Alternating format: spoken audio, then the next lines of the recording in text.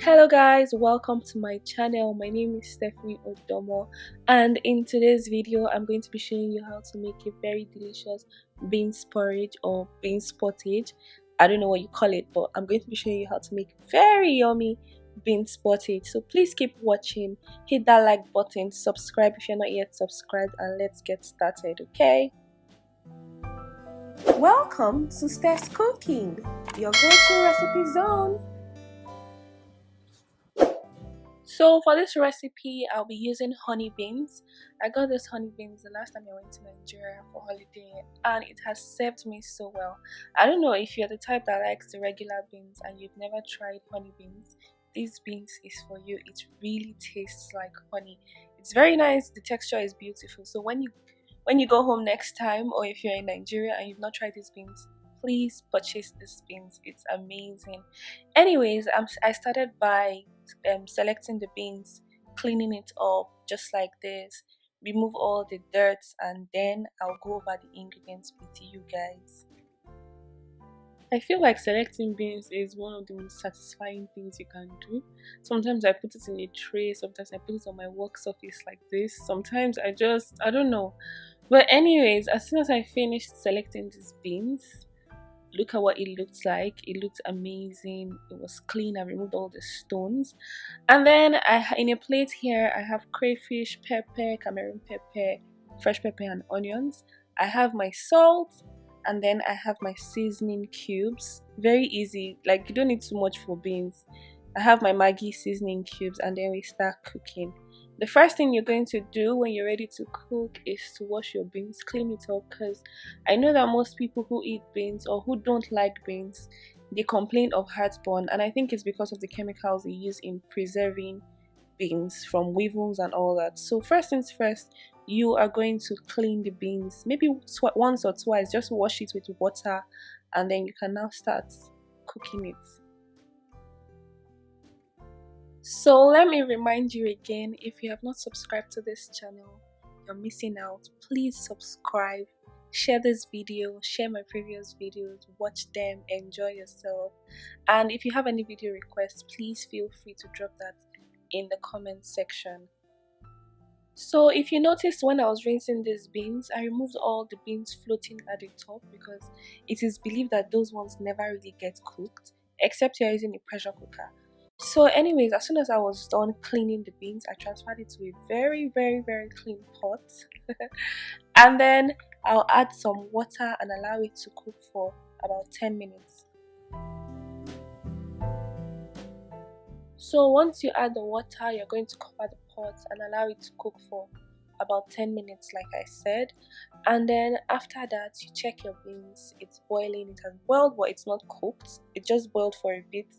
And then I'll take this off and transfer it to my sink and then wash off the water, or rinse off the dirty water that I have used. I call it dirty water because this water, this is where you see all the chemical, not, you don't necessarily see it, but this is where you get rid of all those chemicals, and especially people that complain about heartburns, really sorry about that. Beans is something you should enjoy, so I believe if you use this process, the heartburn is going to reduce, or you might not even experience it at all.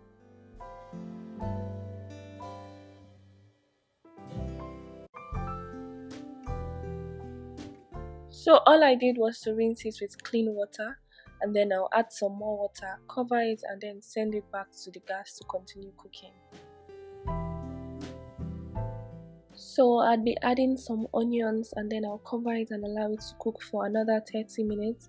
Watch your beans, watch the water level so that your beans does not get burnt, because it requires a lot of water to cook beans.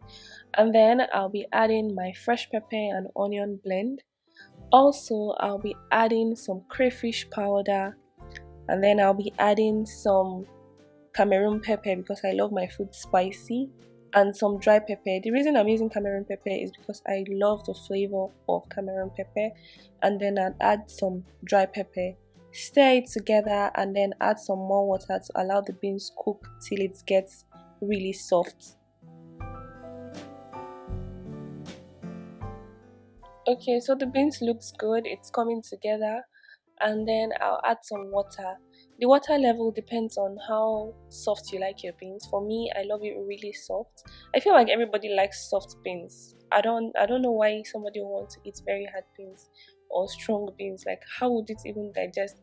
How are you going to chew? Don't give yourself that kind of work. So add water that's enough to cook the beans, depending on the quantity you're cooking or depending on the amount of people you're making the food for. It would require more water if you're cooking for more people. It's simple logic. So our beans is cooking, it's getting soft, we are enjoying the process. I feel like I'm talking too much, but then I'm going to check it and see what it looks like. Okay, so our beans is actually cooked well enough.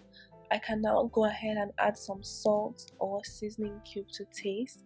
But first things first, I'll be adding my salt. I don't add salt until the end of the cooking because I feel like the salt makes it even harder to cook when you add it in the beginning of the whole process. And then add some seasoning cube to taste. I used 2 seasoning cubes. Actually, the measurement for these beans was, I think, 2.5 cup or 2 cups. I don't really remember, but it was 2 cubes I used for this dish and it was absolutely fantastic.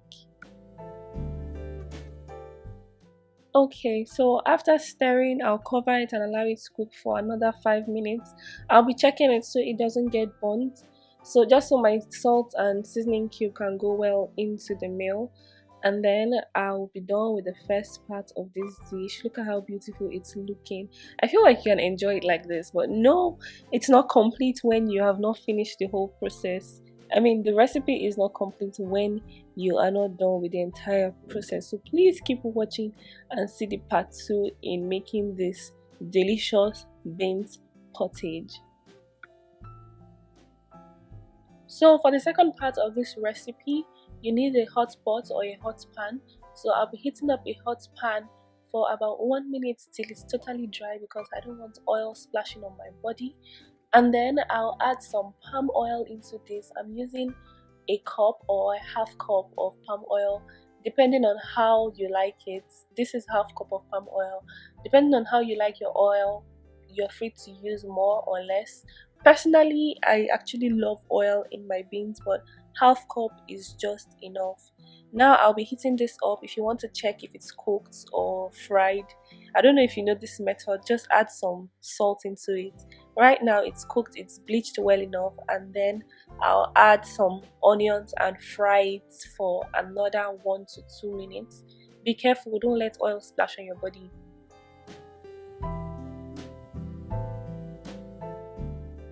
Guys, am I the only one who finds the sound of oil or onion frying very satisfying? And I mean, the flavor is beautiful. It smells so good in my kitchen, and guys, I wish you were here. Anyways, I'll transfer that into my beans pot. You can pour gently to see if it's more than or it's too much. Anyways, once I'm done adding that to the beans, I'm going to stir it together nicely. And then feel free at this point, feel free to adjust to your taste bud. You need to add salt. If you need to add seasoning cube to taste, feel free, but mine was perfect. I enjoyed cooking this, and voila, our beans is 99.9% ready. Just let that heat up for about 1 to 2 minutes and it's 100% ready, like fried beans porridge, or I don't know what I want to call it for you, but fried beans porridge, I think that's the name. Fried beans porridge or pottage. This was so good, tasted yummy, very amazing. Subscribe if you are not yet subscribed. Enjoy watching, enjoy cooking, and I'm going to see you in my next video. For now, bye.